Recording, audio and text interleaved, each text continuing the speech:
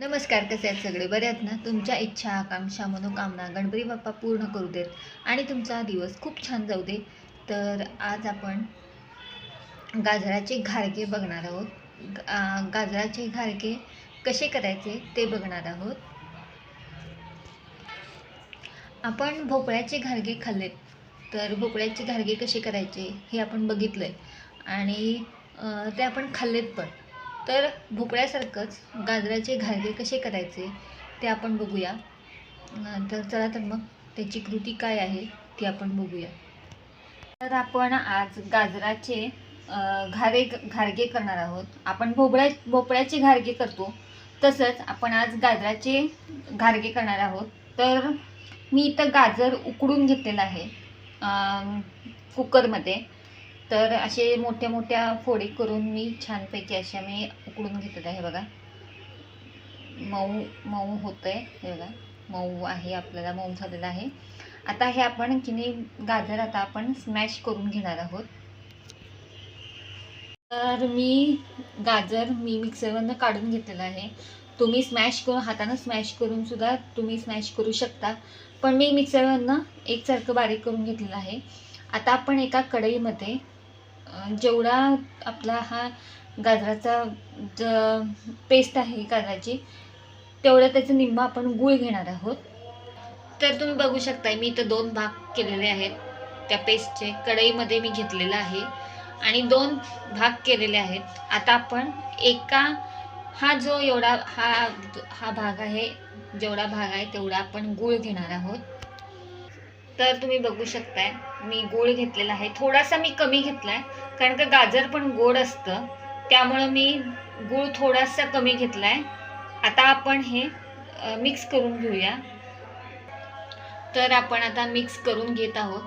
आता जोपर्यंत हा गूळ विरघळतोय तोपर्यंत आपण एकत्र करून घेऊया. जास्त आटवायचं नाही आहे आपल्याला. तर गूळ वितळला की आपण गॅस बंद करणार आहोत.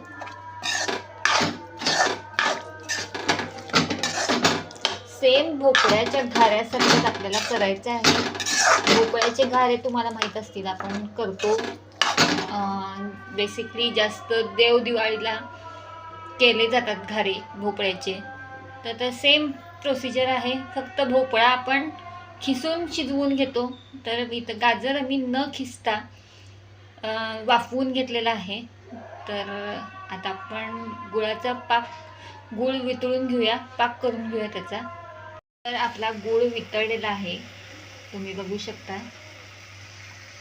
तर आपला गूळ वितळलेला आहे. आता यामध्ये आपण गव्हाचं पीठ घालून घेऊया. जेवढं बसेल तेवढं आपण गव्हाचं पीठ घालणार आहोत. त्याच्या आधी आपण गॅस बंद करूया. तर मी गॅस बंद केलेला आहे. तेवढा आपला गूळ छान वितळलेला आहे. आता या पेस्टमध्ये आपण गव्हाचं पीठ जेवढं बसेल ह्याच्यामध्ये तेवढं आपण गव्हाचं पीठ घालून घेणार आहोत. पण त्याच्या आधी आपण ह्याच्यामध्ये वेलची पूड घालणार आहोत. वेलची पूड आणि जायफळ पूड आपण घालून घेणार आहोत.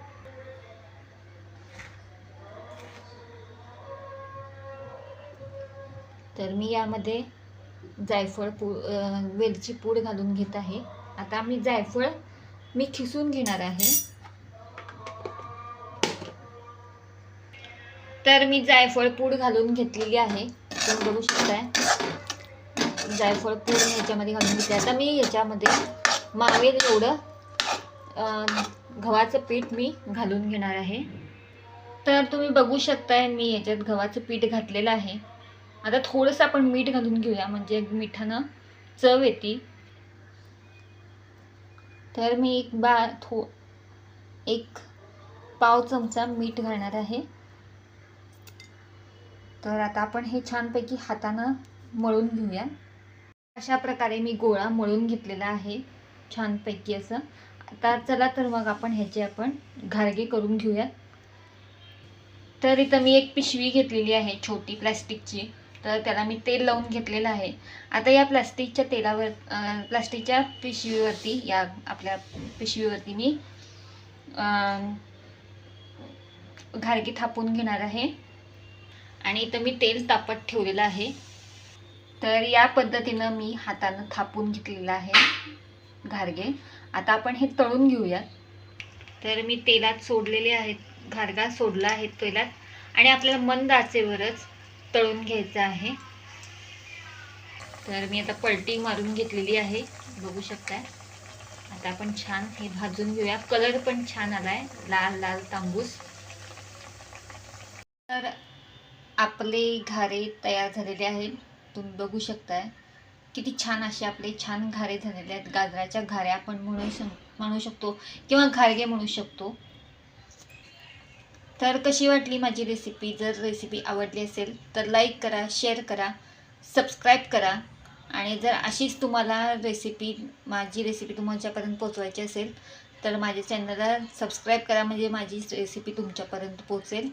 आपण पुढच्या व्हिडिओमध्ये अशीच एक छान रेसिपी घेऊन भेटूया. पण त्याच्या आधी तुम्ही नक्की ही रेसिपी घरी करून बघा आणि तुम्हाला जर आवडली असेल तर मला कमेंट करून सांगा. आणि आता आपण पुढच्या व्हिडिओमध्ये पण आपण अशीच एक छान चमचमीत किंवा गोड असा पदार्थ घेऊन भेटूया. तोपर्यंत तुम्ही स्वस्थ राहा आणि मस्त खा.